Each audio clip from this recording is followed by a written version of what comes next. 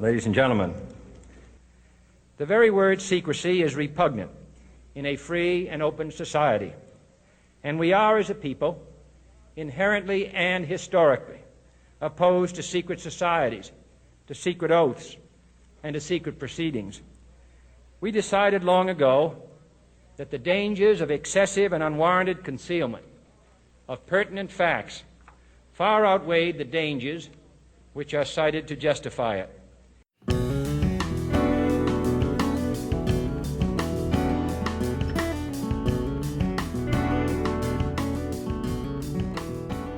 Welcome back to the Backwards History Podcast. As always, I'm your host, Will, here with my co-host, Kevin. Say hi, Kevin. Hi, Kevin. Shut up, Kevin. Maybe. You gotta come up with some better responses, man. I'd say what I want to say, but... We like to keep our G rating, bro. Well, today we want to take the time to talk about something we wanted to since day one, since before we started this podcast. 56th anniversary of the assassination of JFK. As you may or may not know, most of you, I'm assuming, do. John F. Kennedy was shot in Dealey Plaza in downtown Dallas, Texas on November 22nd, 1963.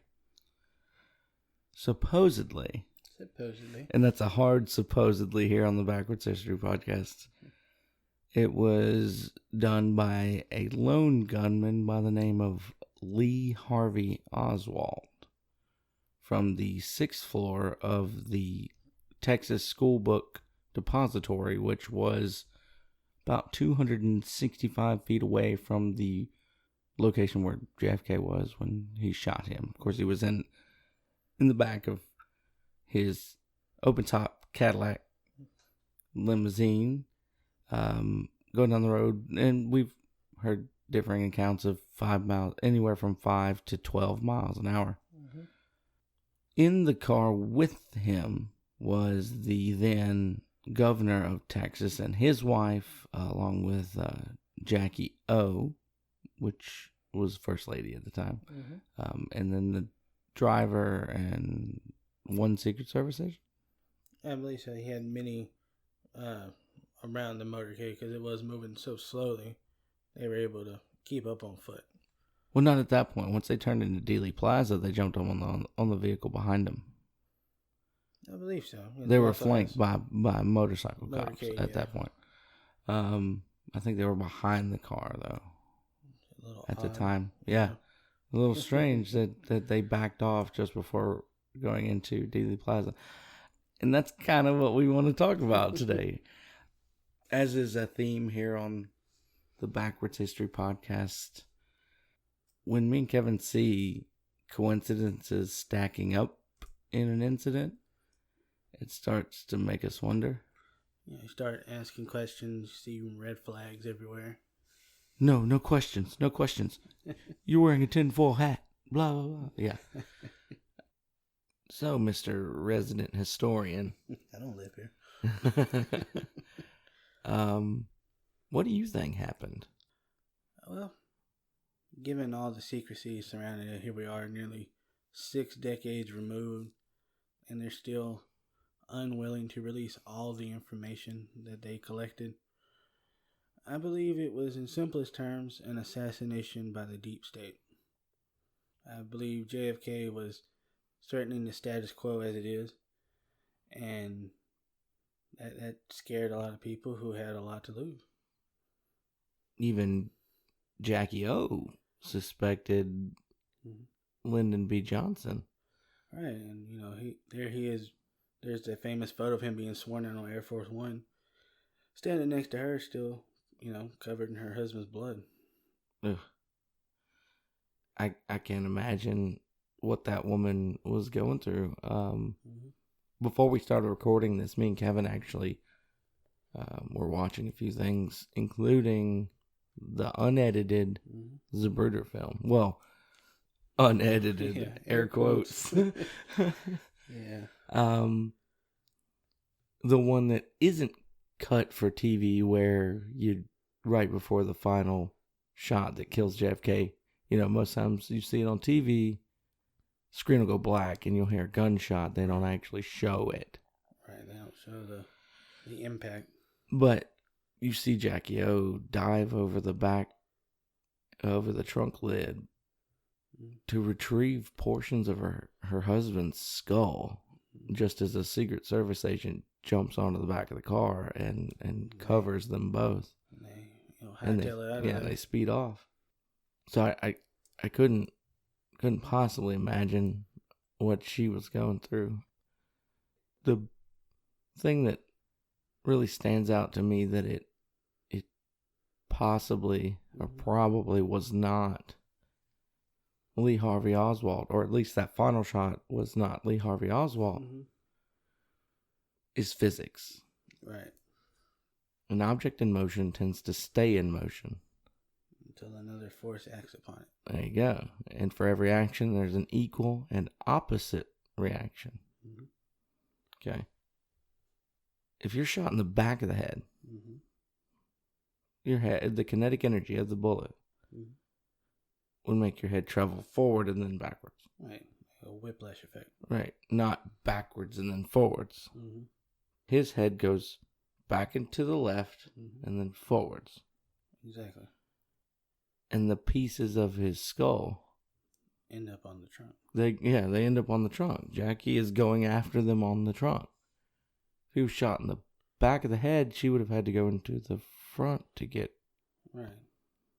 So he was shot from the front and the right for his head to go back to the left. Exactly. I mean, it's basic physics.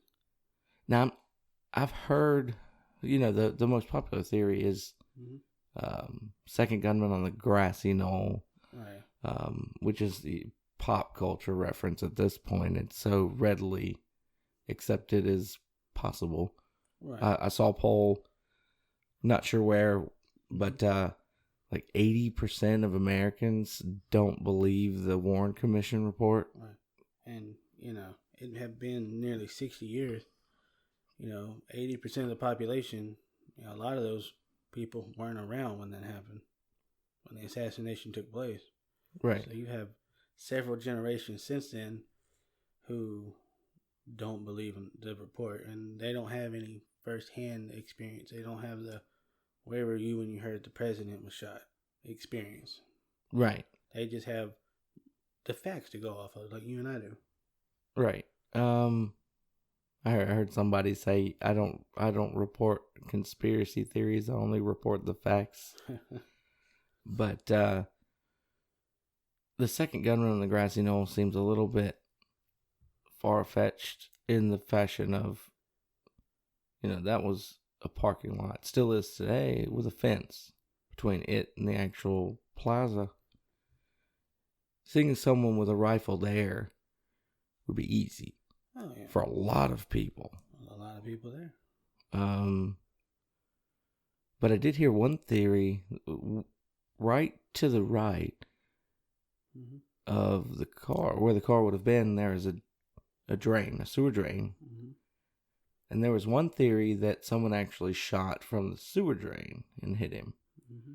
Kind of, the conspirators ace in the hole. Right. Air quotes. Pun intended, because he was in a hole. He was literally in a hole. And if you look at the video, you can actually see the limousine stop for a split second.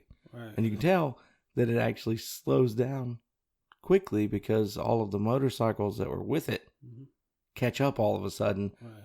And then they speed off after the president gets shot. But literally right before the president gets shot, the final time, not including the one that went through his throat, you see the limo driver look back. Car slows really fast. Boom. And then he speeds off.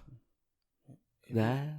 If you suspect the president has been shot, don't stop. How would that be your first reaction? Is, I better stop. Right. No, you better put your foot to the floor, bro. I mean, because if you watch when Reagan was shot, they quickly dive on him, literally throw him into the car, and they are gone. Right. I mean, it's one quick motion of bang, I heard a gun. 90 people jump on the president, toss him in a car, and they hightail it out of there. Granted, in that instance, they had this as something to grow on as a Secret Service. True. So you could say the reason Hindsight. for that is because of things they learned from this. Yeah, don't drive around with the top down. Or don't let him get shot once and then wait around for him to get shot twice. I mean, clearly someone's there with the intention of killing the president. Right. But then you've got the man who killed the president, also air quotes, Yeah, this one just arrested. Yeah, and they're deciding to move him from one facility to another to hold him. It's never really established clearly why. Right. But it just happened to be at that very moment, a owner of a local nightclub decides, oh, I'm going to be there so I can shoot this man. Right. And kill him. And it just happened to have been televised. Right. Jack Ruby. That was his name. He was even quoted to have said, no one will ever know what really happened this day. Yeah. So, another coincidence on top of coincidence. But, J. Edgar Hoover. Oh, Hoover. was the head of the FBI at the time. Mm-hmm. And this is a direct quote from him. Verifiable. The thing I am concerned about is having something issued so that we can convince the public that Oswald is the real assassin. Wonder what that means. Well, there's only so many ways you could read that. I mean, you could interpret it as in, oh, well, we need to make sure, the American people think we're on top of this. We need... that they maintain faith in us and our ability to provide them the answers they need. Or it means, oh, we know more than we're saying, and we just need you to take what we're saying as gold. Just take it at face value and move on. There's been a lot of speculation that the CIA and FBI may have had a lot to do with this. Exactly. So the fact that the head of the FBI is saying something like that at the time, it kind of goes right along with that. I mean, he clearly says he is concerned. This is a man who wiretapped politicians, presidents, anybody he needed dirt on. This is a very paranoid individual. Granted, he was paranoid mainly because he didn't want anybody to find out that he was a cross-dresser. Well, yeah. And he lived with his mother until he's in his 40s. We'll have another episode all about... all on Hoover. Yeah. But for him to voice his concern, that the public knows something, really goes against the Hoover many historians know, as this is a guy who is very secretive. Right. Tight-lipped, as they say. I just, for him to be like, he's concerned that the public needs to know something. Right. Or needs to believe something. It's kind of out of character for him. Something else I'd like to point out. Mm-hmm. Y'all know how much I love the Bushes. Oh, Lord. Here we go. Something else that points towards the FBI as being not so much on the up and up. Guess who worked for the FBI at the point in time when JFK was assassinated? And an individual who can't quite remember where he was. Daddy Bush. Right. George Herbert Walker Bush. H.W. Now, I worked with a lady at my last job that was a child when JFK was assassinated. Mm-hmm. And she remembers sitting in the bathtub with the radio playing, listening. And she still remembers to this day hearing that the president was shot on the radio. She remembers exactly where she was, what she was doing, how it made her feel, the whole nine. Right. While she was a kid. Yeah. George Herbert Walker Bush grown man. Was a grown man at this point in time. And supposedly you can see him in pictures of Dealey Plaza at that time period where he was possibly there. I don't want to go here or there on that because obviously cameras were not up to the standards they are today. Not even close. Right. But there's some pretty decent evidence to say he might have been. But even if he was or wasn't, being a grown man, hearing that the President of the United States of America, when you are an FBI agent. We were in the intelligence business. Right. And you don't remember none of it? You don't remember nothing about where you were, anything? Right. He maintained that till the day he died. But he also later becomes the head of the CIA. And the President of the United States, but yet he has that bad of memory? I doubt it. I mean, because I've had similar conversations with both my grandparents who were teenagers when this happened. They remember exactly where they were, exactly how they felt. And when you ask them about it, they go back to that place. They relive that experience. It's the equivalent to that generation, what 9/11 is to our generation. Right. All of us remember almost exactly where we were, what we were doing, how we felt, exactly. The whole nine. We remember all of it. And then, the fallout afterwards, the constant news reporting on it, blah, blah, blah. The paranoia. We remember all of it. So to be a grown man in that time period and that happening and you don't remember nothing, that doesn't hold water with me. Track. Right. It is possible he just doesn't remember. We certainly can't disprove it. Right. But the thing for me is, it's not so much what happens prior to the assassination that kind of is the red flag for me. It's everything that happens after the fact. Now, one of the biggest inconsistencies or one of the biggest coincidences that I just can't seem to wrap my head around is the Warren Commission report interviews over 300 eyewitnesses to the assassination. Okay? Within 3 years, 18 of these individuals die. Of natural causes, mostly. Natural causes, car wrecks, freak accidents. But still that many people. Now, this is a very rare event that people are witness to a presidential assassination. The fact that all these people happen to have been in this one spot in this particular point in time, and then they all start to die. Oddly. They had the numbers crunched. It is astronomical. It's like 1 in 100 billion that would happen without some kind of force behind it, some kind of human interference, if you will. Right. Now, one individual whose story really makes you think, wow, I think this is a cover-up. A man by the name of Lee Bowers. Now, he worked at the train station, or the train depot, right behind the grassy knoll. He reported that he saw a gun flash, bang. Or at least the smoke off of it, right. Or what have you. 3 years later, he's driving down a empty highway.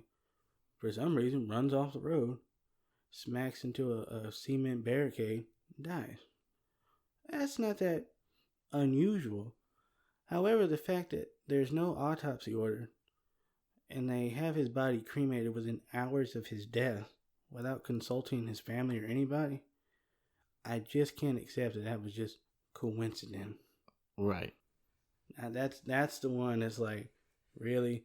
The guy who claims he saw the second shooter just happens to die and his body's destroyed within hours of his death? He's the Epstein of his time. Exactly. Sorry, I had to put the Epstein is not dead or didn't kill himself in this. But him and then 17 other individuals who experienced this rare event find themselves dead in 3 years' time. It's an impossible coincidence. Now, this will not be our one and only episode on JFK. Oh, absolutely not. We've got so much more we want to talk about with it. This actually has been a difficult episode to record because we've got so much information and so many things, but to condense it into an episode is difficult. It is impossible. We actually want to go on site to Dealey Plaza. Kevin's been there. Mm-hmm. He's been to the museum. I have not, but I'd like to.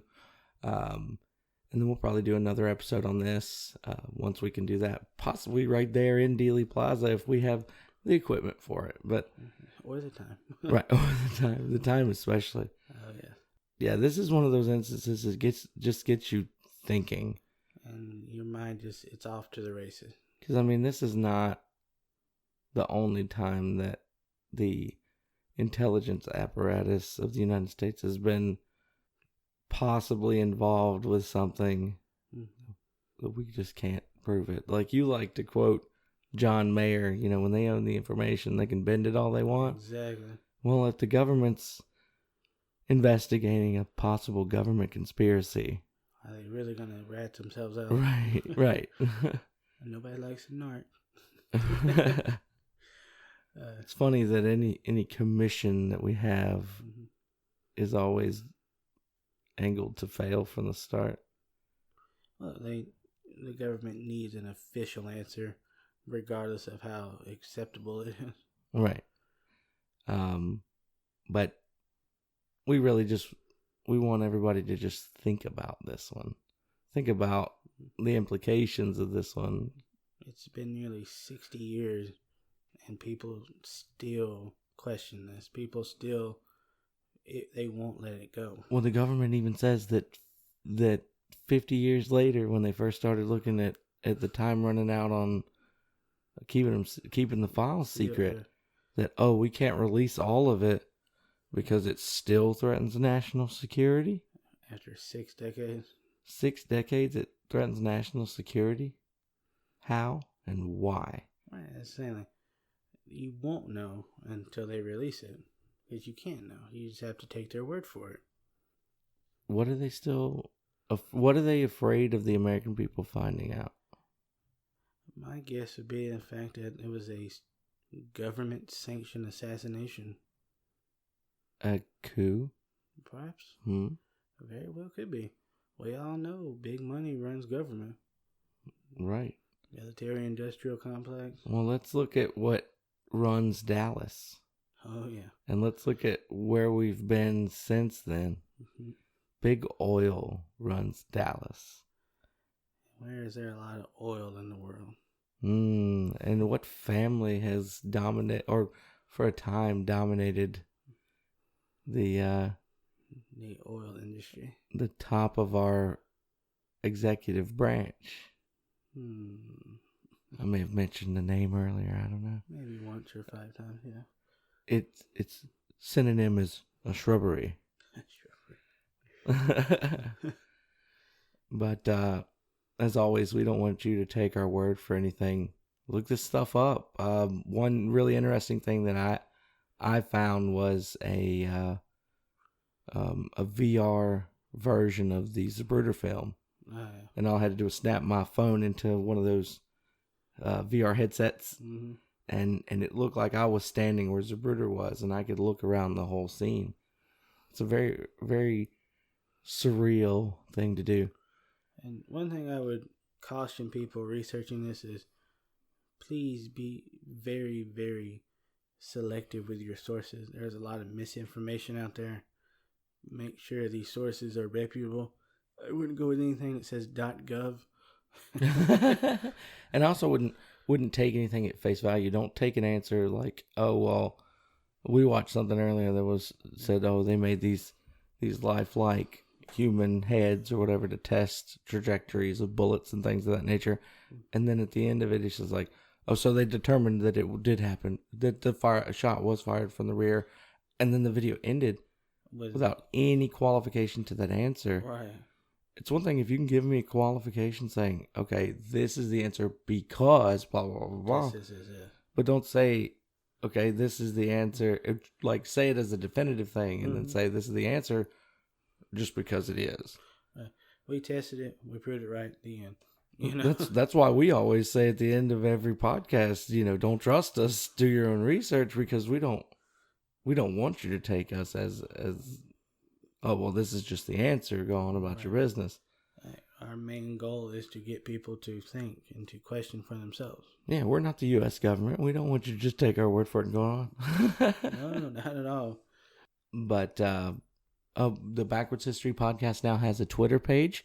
We're at Backwards Histo, because we couldn't put the whole history in there. It's too long. We still have a Facebook page, the Backwards History Podcast. And we have an Instagram page at the Backwards History Podcast, or Backwards History Podcast. I believe, yes. So go give us like, share, subscribe, that kind of stuff. All those fancy buzzwords. And we'll try and keep you up to date on things. We're probably going to post a poll about this one on the Facebook page, possibly on Twitter and Instagram. Love to hear back from everybody. Definitely would love some feedback, would love opinions. Anything constructive is great, even positive or negative. And if it's funny and negative, we're still okay with that too. Because you can't laugh at yourself. Right. So as always, don't take our word for anything. Do your own research. Form your own opinions. Trust, but verify.